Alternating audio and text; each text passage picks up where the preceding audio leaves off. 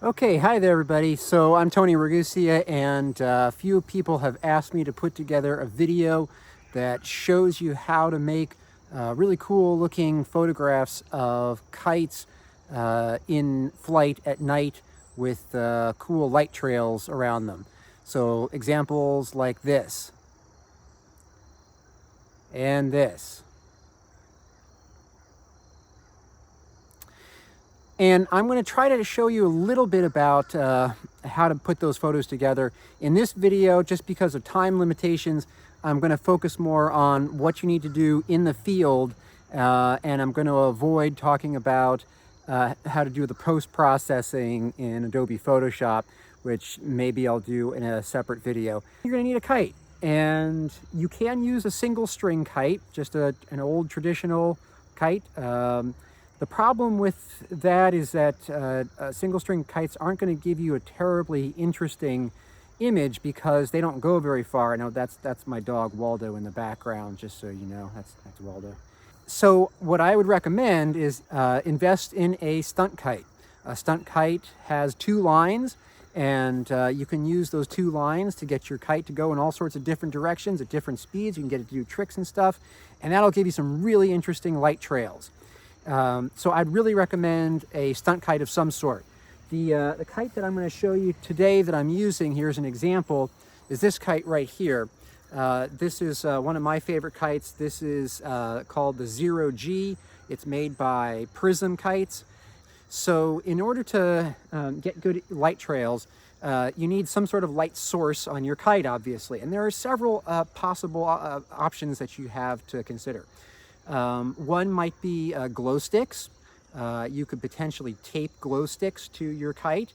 And another option would be LED lights, which is my preferred option. There are a number of different options of LED strips that you can buy online. The goal should be that they should be as light as possible, so without any big heavy battery packs that are going to drag your kite down. And they need to be flexible. If you can see here, the lights that I have around this kite are very thin. There's just two wires that run along the whole thing, and really no insulation or rubber coating or anything. So they're quite delicate, easily breakable. They're also very cheap. That's the other good thing. But the benefits are that they're very light, don't add any weight, and also very flexible. So you can use them to wrap around parts of your kite very easily. These lights are powered by button batteries, so lithium button batteries. So this is the pack that contains the button batteries, and I have taped it to the bottom of my kite using gaffer tape. And I'm using gaffer tape because it's strong enough to really stick to the kite and keep it from falling off in flight, but not so adhesive, sticky that it'll leave like a residue or rip your kite in any way. And I have attached the battery packs to the fulcrum of the kite, so approximately where the kite is balanced. On a different style kite, like a delta kite, a stunt kite, that's a delta shape, I would recommend, you can put these battery packs almost anywhere really. I'd recommend either trying to attach them to the spine, or if you have multiple battery packs, try to balance them out so that, like one's on one wing and the other's on the other wing. What I've done then with the actual strips is I have just sort of pulled them across there's Waldo again, pulled them across the edges of the kite, the perimeter, and I haven't done anything particularly special with this. I mean, they're just loosely tied around. I've wrapped them around the end. I could, if I wanted to, I could like spiral wrap them around the spars here, so they were securely attached. The reality is that it doesn't much matter, because you're not going to be able to see much of a difference in your final image. All that really matters is that you have a bunch of lights and that they are visible to the camera as the kite is flying. So where you put them and how you wrap them and all that stuff doesn't matter a whole lot. You could potentially attach a tail of lights to the back end of your kite. That would drape off the bottom. That would create a slightly different effect.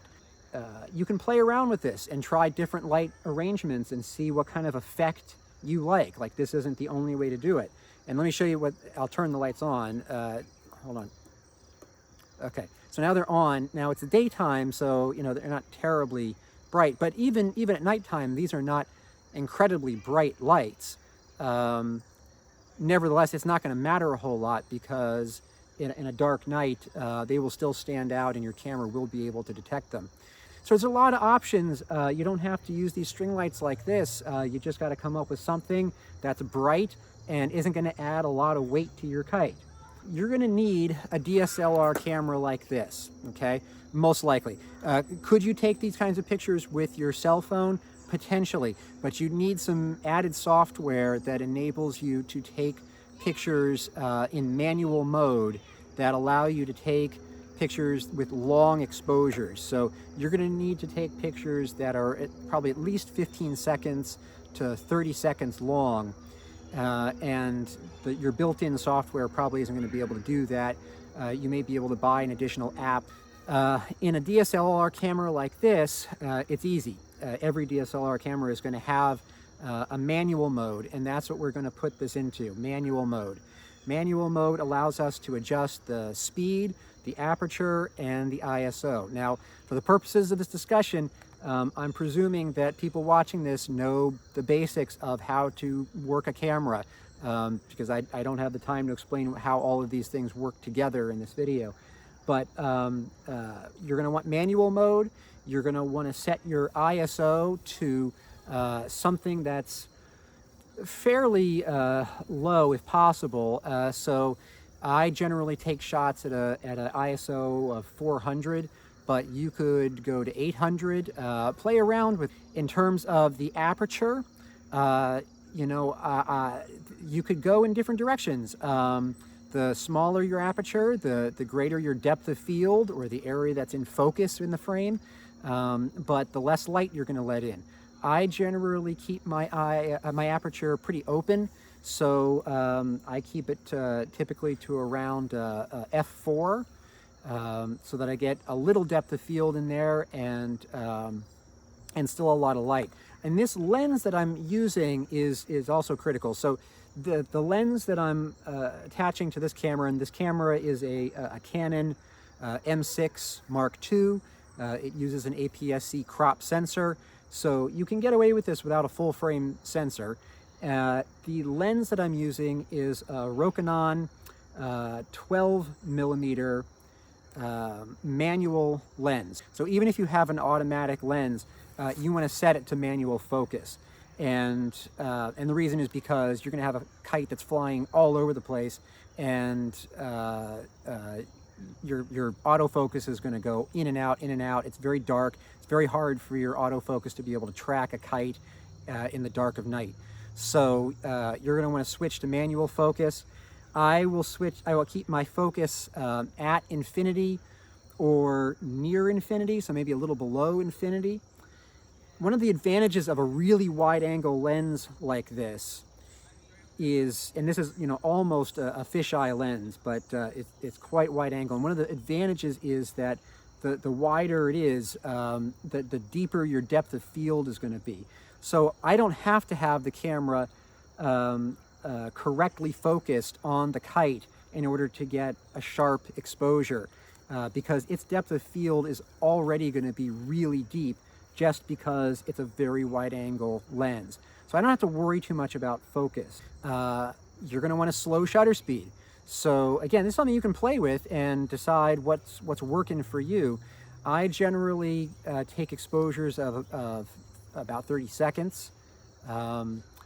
You could also go higher. You could take exposures of a minute, 2 minutes, 3 minutes, depending on how dark it is. The advantage to a longer exposure is that you're going to get much longer kite trails.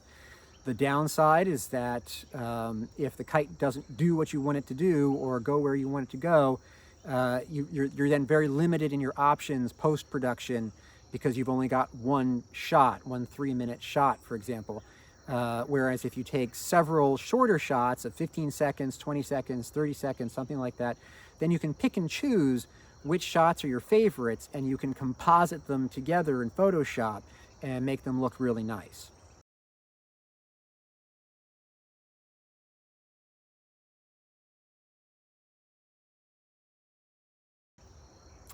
So in general, I like to have options, so I generally shoot at 30 seconds. But you may decide to go a different way. You also want to think about where your boundaries are in your frame as you're planning your shot. So if you have an assistant with you, someone who's helping you out, you don't have to worry about this, because that person can look through the viewfinder of the camera and they can tell you, are you in frame or are you out of frame? But if you're there by yourself, which is what I do, I have no way of really knowing, am I in frame? Is the kite in the frame? Am I going out of frame? And so to help you to kind of gauge that, and this is trial and error, but what I would recommend is that as you're setting up your shot, aim your camera in such a way that you can think about what might be the borders of your frame. So look for parts of the scene that you can use as markers for where's the left side and where's the right side of the frame that you need to stay within. So maybe, for example, there's a tree, or there's the sunset, or there's a bush over there, or something that you can roughly use to indicate the edges of the frame, so that when you're flying your kite, you know approximately where to keep your kite within, right? Oh, I'm sorry, I did forget one more thing. So once you start taking your pictures, you're going to need to set up your camera so that it is shooting continuously.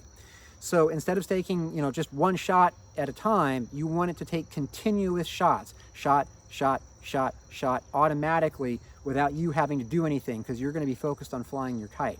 So what you do is you're going to set up your camera to continuous mode, and then you're going to need a way to lock that shutter open.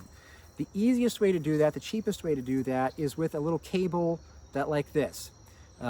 This cable attaches to the camera. Every DSLR is going to have a little jack where you can plug a cord like this in, but sometimes you can use your own phone connected wirelessly to your camera if you've got a new modern camera, and control it that way.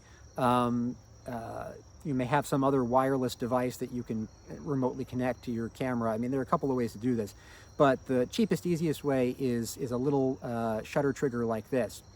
And what happens is you'll press the button down. There's a button right here, and you're going to press it down and then push it forward, which locks it into place. You can see a little red mark there, and that indicates that the shutter is now locked open, or locked down, I should say. And so the camera is just going to keep taking picture after picture after picture after picture. In this case, you've got your camera speed set up for 30 seconds. So every 30 seconds, you're going to get a new picture. And that makes it nice and easy. You don't have to worry about what your camera is doing. You can focus on flying your kite. And then afterwards, your shots will combine together pretty seamlessly. And that's that. So that's pretty much it. Now, I mean, we can get into more complicated stuff about how to take pictures so that the night sky comes out looking nice and properly exposed, and the stars are sharp and don't look like you're not getting star trails in the night sky, if that's something that you're wanting to avoid. But that's a whole nother video. And if you want to learn more about compositing photos in Photoshop, if I don't do another video, what I would suggest is that you just do a search for night photography on YouTube. Look for videos on night photography and creating images, let's say, of star trails, okay? Because you're going to wind up using the same techniques to create an image of the night sky with star trails as you will for this kind of photography with kites. So anyway, hope this was helpful. Let me know what you think if you have any additional questions, and good luck out there.